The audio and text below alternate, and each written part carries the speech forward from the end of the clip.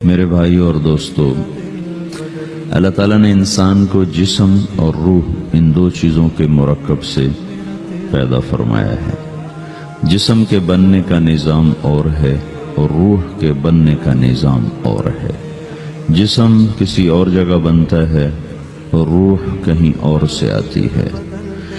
جسم زمین اور زمین کی غذاؤں کے مختلف مراحل پیش در پیش سے وقد خلقکم اطوارا، وہ مختلف شکلیں بدلتا بدلتا ایک روپ میں ڈھلتا ہے، اور روح ایک لطیف اللہ کا امر ہے جس کا علم انسان کو نہیں دیا گیا۔ یسألونک عن الروح قل الروح من امر ربی وما اوتیتم من العلم الا قلیلا، کہ روح ایک اللہ کا امر ہے جس کے بارے میں تمہارے پاس کوئی علم نہیں ہے، لہذا اس کی تفصیل تم سمجھ نہیں سکتے ہو۔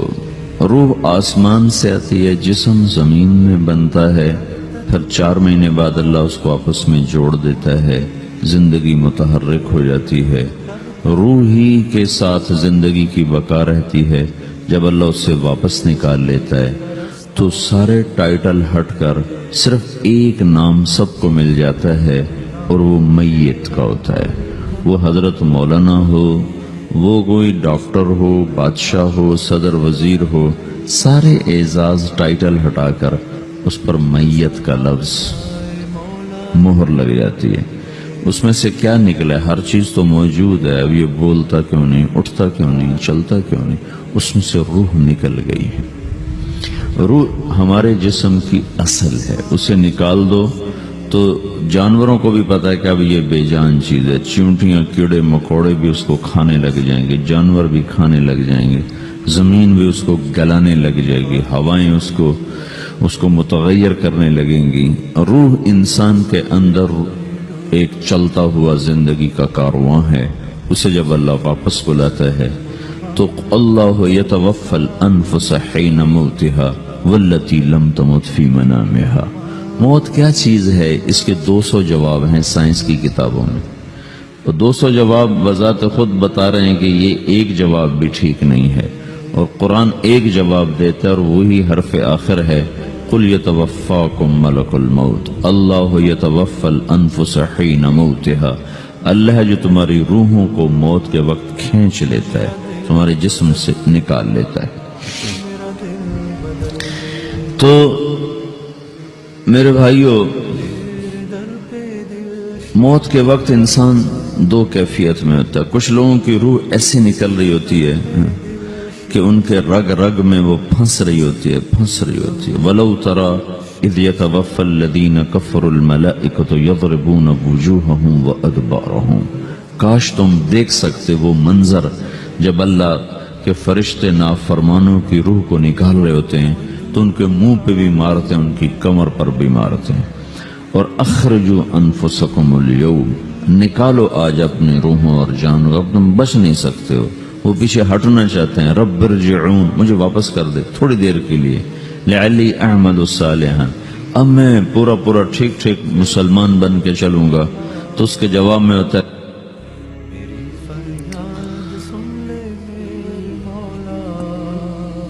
اور حدیث پاک میں آتا ہے کہ ملک الموت اترتا ہے، اس کے ساتھ 4 فرشتے ہوتے ہیں۔ وہ 4 فرشتے آتے اس کی پٹائی شروع کر دیتے ہیں۔ ابھی پرسوں یہ حدیث میں نے پڑھی ابن ماجہ میں کہ ملک الموت کہتا ہے ایتھا النفس الخبیثہ کانت فی الجسد الخبیث، اے خبیث روح جو خبیث جسم میں تھی، اخرج، باہر آؤ۔ اب وہ واپس تو ہو نہیں سکتا، اپنے آپ کو روک تو سکتا نہیں، تو وہ حیران، پریشان، خوف زدہ، تو اس کے جواب میں اس کو ملک الموت کہتا ابشری بحمیم وغساق وآخر من شکلہ ازواج، تیار ہو جاؤ خوفناک عذاب کے لیے اور کھولتے پانیوں کے لیے، کانٹے دار جھاڑیوں کے لیے، اور بے شمار عذاب کی شکلوں کے لیے۔ تو اس کی روح کو جب کھینچتے ہیں تو رگ رگ سے وہ کٹ کے نکلتی ہے، تو سارا وجود زیر و زبر ہوتا ہے، سکرات کا درد ساری دنیا کے دردوں پر حاوی ہے۔ جب اس کی روح نکلتی ہے اور اس کو لے کر آسمان پر چلتے ہیں تو دروازے پر پہنچتے ہیں تو اندر سے فرشتے پوچھتے ہیں کون ہے؟ کہتے ہیں فلاں فلاں کا بیٹا ہے۔ کا نفس خبیثہ فی الجسد الخبیث، یہ تو وہی بدماش ہے جو بدماش جسم میں تھا، یہ وہ بدبخت روح ہے جو بدبخت جسم میں تھی، اس کے لیے آسمان کے دروازے نہیں کھل سکتے، اسے واپس کر دیا جائے۔ تو آسمان کے دروازے لا تفتح لهم ابواب السماء ولا يدخلون الجنة حتى يلج الجمل في سم الخياط، کہ ان کے لیے آسمان کے دروازے نہیں کھلیں گے اور ان کے لیے جنت کے دروازے نہیں کھلیں گے، پھر یہ وہاں سے نیچے گرائے جاتے ہیں جو اللہ کا قید خانہ ہے سجین۔ وما ادراک ما سجین کتاب مرقوم، وہ تمہیں خبر نہیں کہ وہ کیا خوفناک قید خانہ ہے جو اللہ تعالیٰ نے بنایا ہے، اسے وہاں دھکیل دیا جاتا ہے۔ پھر قیامت تک اس کے لیے انتظار کی گھڑیاں ہیں اور عذاب کی شدت ہے۔ اور جب کوئی نیک آدمی اللہ تعالیٰ کے دربار میں جانے کا اس کا وقت آتا ہے تو اللہ تبارک و تعالیٰ فرماتے ہیں ان الذین قالوا ربنا اللہ ثم استقاموا تتنزل علیہم الملائکۃ الا تخافوا ولا تحزنوا وابشروا بالجنة التي كنتم توعدون نحن اولیاؤکم فی الحیاة الدنیا وفی الآخرة ولکم فیہا ما تشتہی انفسکم ولکم فیہا ما تدعون نزل من غفور الرحیم۔ جب کوئی نیک مرد عورت کے جانے کا وقت آتا ہے تو اس کے لیے بھی فرشتے آتے ہیں اور آ کر اس کو خوشخبری دیتے ہیں اور آ کر اس کو تسلی دیتے ہیں کہ آپ غم نہ کریں، پیچھے والے بھی آپ کو مل جائیں گے، آپ خوف نہ کریں، آگے ساری منزلیں آپ کے لیے آسان ہیں، آپ کے لیے جنت بھی تیار ہے، رب بھی مہربان ہے۔ اور حدیث پاک میں آتا ہے کہ ملک الموت اور 4 فرشتے آتے ہیں، وہ 4 فرشتے اس کو سہلاتے ہیں، دباتے ہیں کہ موت کا درد اسے محسوس نہ ہو، اور ملک الموت فرماتے ہیں ایتھا النفس الحمیدہ کانت فی الجسد الحمید اخرجی، اے نیک روح جو نیک جسم میں تھی باہر آؤ، کیا کرو؟ وَأَبْشِرِي بِرَوْحٍ وَرَيْحَانٍ وَرَبٍّ رَاضٍ عَنْكِ غَيْرِ غَضْبَانٍ، آپ کو بشارت ہو آپ کے لیے جنت تیار ہو چکی ہے اور وہاں کی ساری نعمتیں آپ کے لیے میسر ہو چکی ہیں اور اللہ آپ پہ راضی ہو چکا ہے اور اللہ آپ پہ خوش ہو چکا ہے۔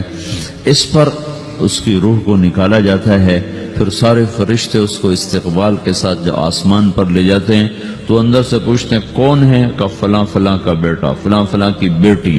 کہتے ہیں نفس حمیدہ فی جسد حمید، یہ تو نیک روح تھی جو نیک جسم میں تھی، مرحبا بہی، اس کو ہم سب استقبال کس کا کرتے ہیں، اور ایک دم آسمان کے دروازے کھلتے ہیں، پھر وہ پہلا دوسرا تیسرا چوتھا سارے آسمان پار کرتا ہوا اللہ پاک کے عرش کے نیچے کے جا کر، مرد ہے یا عورت، وہاں جا کر سجدے میں سر رکھتا ہے اور اللہ تعالیٰ فرماتے ہیں ہاں اس نے ہمیں خوش کیا، ہم اسے خوش کریں گے، اور اس کو عافیت کے ساتھ وہاں آسمان میں، پہلے آسمان سے لے کر اللہ کے عرش تک یہ سب ویٹنگ روم بنے ہوئے جہاں اللہ اپنے اپنے درجات کے مطابق جنت والوں کو ٹھہراتا ہے، اور وہ انتظار گاہ ہے اور وقت ختم ہو جاتا ہے، لہذا انتظار کی جو تکلیف ہے وہ بھی ختم ہو جاتی ہے۔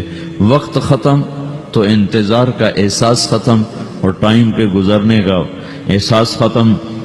تو جیسے اصحاب کہف کو اللہ نے غار میں داخل کر کے تو غار کے اندر سے وقت کو نکال کے باہر پھینک دیا، باہر 300 سال گزرے، اندر آدھا ہی دن گزرا تھا۔ وہ جب اٹھے تو وہ 25 برس کا نوجوان 325 سال کا ہو کے نہیں اٹھا، وہ 25 سال کی عمر میں اٹھا ہے، نہ ناخن بڑا ہے، نہ مونچھیں بڑی ہیں، نہ ان کی داڑیاں لمبی ہوئی ہیں، چونکہ تو زندہ تھے، مر نہیں گئے تھے، تو زندہ کے تو بال بھی بڑھتے ہیں، ناخن بھی بڑھتے ہیں، لیکن وہ اس طرح اٹھے کہ 300 برس گزر گئے اور 25 برس کا نوجوان 25 سال کی عمر میں اٹھا ہے، 20 برس کا 20 برس کی عمر میں اٹھا ہے، اور وہ کہنے لگے کم لبثنا، بھائی کتنا ٹھہرے ہیں؟ کہ یومن او بعد یومن، لگتا ہے کوئی دن آدھا دن ٹھہرے ہیں۔ وہ صحیح کہہ رہے تھے، باہر اللہ تعالیٰ نے وقت کی گھڑی کو چلائے رکھا اور اندر غار میں اس کو سوئچ آف کر دیا، نکال دیا، یہاں وقت کو داخل نہیں ہونے دیا، تو وقت کے گزرنے سے جو بھی اثرات مرتب ہوتے ہیں وہ ان پر مرتب نہیں ہوئے، تو وہ آدھے ہی دن کے بعد اٹھے ہیں، باہر 300 سال، اندر آدھا دن. یہی کچھ اللہ تبارک و تعالی برزخ میں کر دیتا ہے، وقت کو ختم کر دیتا ہے، گزرنے کا احساس نہیں ہوتا ہے. تو اس طرح میرے عزیزو، یہ دو موتیں ہر انسان دیکھتا ہے. جب وہ جنت کے فرشتوں کا استقبال دیکھتا ہے یا جہنم کے فرشتوں کی مار اور پٹائی کو سہتا ہے. رابعہ بصری رحمت اللہ علیہ کا انتقال ہونے لگا تو انہوں نے رات کو فوت ہوئی تو انہوں نے اپنی خادمہ کو بولا کہ فرمایا کہ کسی کو بتانا نہیں، جب میں مر جاؤں تو پڑوس میں 2-4 کو بلا کر نا میرا جنازہ پڑھوا دینا، اور جس کرتے میں تہجد پڑھتی تھی وہی میرا کفن بنا دینا، اور صبح بے شک لوگوں کو بتا دینا، میرے مرنے کے بعد میری میت کو رکھنا نہیں، فوراً دبا دینا. جب ان کا انتقال ہوا تو انہوں نے پڑوس کے 2-4-10-20 آدمی بلائے اور ان کو تدفین تجہیز سب کچھ ہو گئی. صبح شور مچا کہ وہ رابعہ بصری کا انتقال ہو گیا. تو اگلے دن وہ خواب میں اس خادمہ کو ملی اور کہا بیٹی تیری بڑی مہربانی، تو نے میری وصیت کے مطابق عمل کیا. اس نے دیکھا کہ انہوں نے ایک خوبصورت سبز لباس پہنا ہوا ہے. تو وہ فرمانے لگی، انہوں نے سوال کیا کہ آپ کے ساتھ قبر میں کیا ہوا؟ تو وہ کہنے لگی کہ میرے پاس منکر نکیر آئے تھے اور مجھ سے کہنے لگے من رب کی، تیرا رب کون ہے؟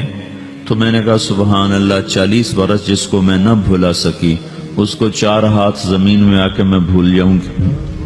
ان کا 42 برس کی عمر میں انتقال ہوا تھا. تو وہ کہنے لگے سبحان اللہ، جس کو میں 40 برس نہ بھولا سکی میں اسے 4 ہاتھ زمین کے اندر آ کے بھول جاؤں گی. تو منکر نکیر کہنے لگے اس کا کیا حساب لینا؟ پھر انہوں نے پوچھا کہ وہ آپ کا وہ کرتا کہاں گیا تہجد والا جس میں آپ کو کفن دیا تھا؟ کہا وہ اللہ نے مجھ سے لے لیا ہے اور میرے اعمال کے خزانے میں رکھ دیا ہے. قیامت کے دن میرا وہ کرتا بھی میرے ترازو میں تولا جائے گا اور مجھے یہ لباس پہنایا ہے جو جنت کا لباس ہے. یہ بھی ایک موت ہے. اس طرح بھی لوگ مرتے ہیں. اور دوسری بھی ایک موت ہے، ہمارے علاقے کی بتا رہا ہوں، اپنے علاقے کی. ایک ذمہ دار مر گیا، اس کی قبر کھودی، ساری بچھوؤں سے بھری ہوئی، ایسے جیسے چیونٹیاں پھر رہی ہوتی. تو انہیں وہ بند کر کے دوسری کھودی، ساری بچھوؤں سے بھری ہوئی. پھر وہ بند کر کے تیسری کھودی، ساری بچھوؤں سے بھری ہوئی. قبرستان میں اتنے بچھو کہاں سے آ گئے؟ یہ زمین کے بچھو نہیں ہے، یہ آخرت کی بلائیں ہیں جس کے ساتھ اب اسے قیامت تک رہنا ہے اور گزارا کرنا ہے. تو یہ 2 طرح کی موتیں روزانہ لوگ مرتے ہیں، روزانہ لوگ مرتے ہیں. جب نماز کا وقت ہوتا ہے ملک الموت ساری دنیا کا چکر لگاتا ہے اور دیکھتا ہے کون پڑھ رہا ہے کون نہیں پڑھ رہا، کون پڑھ رہا ہے کون نہیں پڑھ رہا. جو نماز کی پابندی کرتا ہے اس کی موت آسانی سے ہوتی، جو نماز میں غفلت کرتا ہے اس کے ساتھ موت کے وقت شدت اور سختی اختیار کی جاتی. تو بھائیو، یہ ایک جسم میں ایک روح ہے. روح باقی رہنے والی چیز ہے، جسم مٹ جاتا ہے، پھر اللہ سے قیامت کے دن نیا جسم عطا فرمائے گا، ایک نیا جسم دیا جائے گا. روح وہی ہے جو اللہ کے خزانوں میں جمع ہو جاتی ہے. نافرمان کی سیاہ کالی روح ہوتی ہے، فرما بردار کی روشن چمکدار روح ہوتی ہے. تو اللہ نے کچھ تقاضے جسم کے رکھے ہیں اور کچھ روح کے رکھے ہیں. جسم کے تقاضے پورے نہ کرو تو یہ پریشان ہو جاتا ہے، روح کے تقاضے پورے نہ کرو تو یہ پریشان ہو جاتی. روح کی پریشانی جسم سے زیادہ ہے چونکہ روح کی طاقت جسم سے زیادہ ہے. جسم مٹی سے بنا ہے، اس کی غذا بھی مٹی سے نکلتی ہے. روح آسمان سے ہے، اس کی غذا بھی آسمان سے ہے. روح کا تعلق جب تک اللہ سے نہیں جڑتا اس سے بھوک اور پیاس لگتی رہتی ہے. جسم کو جب تک روٹی اور پانی نہ ملے یہ تڑپتا اور پریشان رہتا ہے. جیسے اللہ تعالیٰ نے ہمارے جسم میں روٹی اور پانی کی طلب کو بے ساختہ رکھ دیا ہے. میں بیان کے دوران بھی پانی پی رہا ہوں، آپ دیکھ رہے ہیں کہ میرا حلق سوکھ جاتا ہے، مجھے طلب محسوس ہوتی ہے پانی. حلق سوکھتا ہے پانی کی طرف بھاگتے ہیں، بھوک لگتی ہم روٹی کی طرف بھاگتے ہیں. یہ ایک ایسا اندر میں آٹومیٹک سسٹم ہے کہ ہم اس کو آف نہیں کر سکتے. یہ سوتے سوتے بھی بھوک کی وجہ سے آنکھ کھل جاتی، سوتے سوتے پیاس کی وجہ سے آنکھ کھل جاتی ہے. یہ ایسا خود اللہ تعالیٰ نے ساختہ نظام بنایا ہے کہ آپ اپنے جسم میں روٹی اور پانی کی طلب کو نہیں نکال سکتے. میرے عزیزو، ٹھیک اسی طرح اللہ نے انسانی روح میں اپنی طلب رکھ دی ہے. اور اپنے رسول کی طلب رکھ دی ہے۔ یہ دو طلب ایسی ہیں کہ یہ آپ کے جسم روح سے نکل نہیں سکتی۔ جیسے بھوکا روٹی نہ کھا لے، پیاسا پانی نہ پی لے، اسے چین نہیں آ سکتا، وہ روح جو اللہ اور اس کے رسول سے نہ آشنا ہے، جب تک وہ وہاں تک پہنچ نہیں جاتی اسے چین نہیں آ سکتا، اس کا اندر پریشان رہے گا۔ 1997 میں جب جنید جمشید سے میری پہلی ملاقات ہوئی تو اس نے مجھ سے یہ سوال کیا کہ مولوی صاحب، ایک پاکستانی نوجوان جس گلیمر کو خوابوں میں دیکھتا ہے، وہ گلیمر تو مجھے زندگی میں ویسے ہی حاصل ہے، میرے چاروں طرف زندگی کا رقص ہے، اور میری زندگی کی ہر خواہش، ہر تمنا پوری ہے، اس کے باوجود میرے اندر اندھیرا ہے، میرے اندر خلا ہے، مجھے لگتا ہے میں وہ کشتی ہوں جس کا کوئی ساحل نہیں، جس کی کوئی سمت نہیں۔ www.dasquran.com تو ایسا نہیں ہونا چاہیے۔ ایک عام لڑکا تو کہتا ہے ہائے کاش یہ ہوتا، اس کو وہ نہیں ہو رہا تو پھر وہ پریشان ہے، ہائے یہ ہوتا، ہائے وہ ہوتا۔ تو میں تو ہائے نہیں کرتا ہوں، میری تو ہر لذت اور خواہش میرے سامنے تشتری میں سجا کے پیش کی جا رہی، میں کیوں ایسا کر رہا ہوں؟ میں ہائے ہائے کیوں کر رہا ہوں؟ میرا اندر ویران کیوں ہے؟ میرے اندر میں خلا کیوں ہے؟ یہ وہی خلا ہے کہ وہ روح کی پیاس کو شراب میں بجھانا چاہتا ہے، وہ روح کی پیاس کو لڑکی میں بجھانا چاہتا ہے، وہ روح کی پیاس کو موسیقی سے بجھانا چاہتا ہے، وہ روح کی پیاس کو دنیا کی رعنائیوں میں 5 اسٹار ہوٹلوں سے بجھانا چاہتا ہے۔ روح کیا جانے روٹی کیا ہے، شراب کیا ہے، پانی کیا ہے، عورت کیا ہے، موسیقی کیا ہے، گھنگرو کیا ہے، پائل کیا ہے، چھنکار کیا ہے، روح کو ان چیزوں کی کیا خبر؟ امریکہ میں ہماری ایک جماعت تھی تو 4 لڑکے 2 لڑکیاں، 4 لڑکیاں 2 لڑکے مسلمان ہیں۔ تو ایک لڑکے کا نام رکھا تھا ابراہیم، اور اس کو جب پڑھایا نا کلمہ، انہوں نے کہا ہائے، انہوں نے کہا ہائے، اور دونوں ہاتھ یہاں رکھے سینے پر، دل پر، کہا ہائے۔ تو ہمارے ساتھی ہیں ڈاکٹر اختر، وہ کہنے لگے کیا ہوا کیا ہوا؟ کہنے لگا جب سے ہوش سنبھالا یہ جگہ خالی تھی، یہ تیرے کلمہ پڑھانے پر بھر گئی ہے کہ میری خوشی سے ہائے نکل گئی۔ یہ جگہ خالی رہے گی، یہاں شراب نہیں پہنچ سکتی، یہاں نغمہ اور موسیقی نہیں پہنچ سکتی، یہاں تالے لگے ہوئے ہیں، یہاں تک کوئی آواز نہیں جا سکتی۔ دل کے تاروں پر ایک ہی نغمہ چڑھ سکتا ہے، اور وہ اللہ کی یاد کا ہے، اور اللہ کی محبت کا ہے، اور اللہ کے رسول کی محبت کا ہے۔ باقی کوئی مضراب ایسا نہیں جو ان تاروں کو چھیڑ سکے، باقی کوئی چیز، آواز ایسی نہیں جو دل کی دنیا پر جا کر دستک دے سکے۔ یہاں بند دروازے ہیں، یہاں صرف اللہ پہنچے گا، اللہ کے رسول کا تعلق پہنچے گا، باقی کوئی چیز یہاں نہیں جا سکتی۔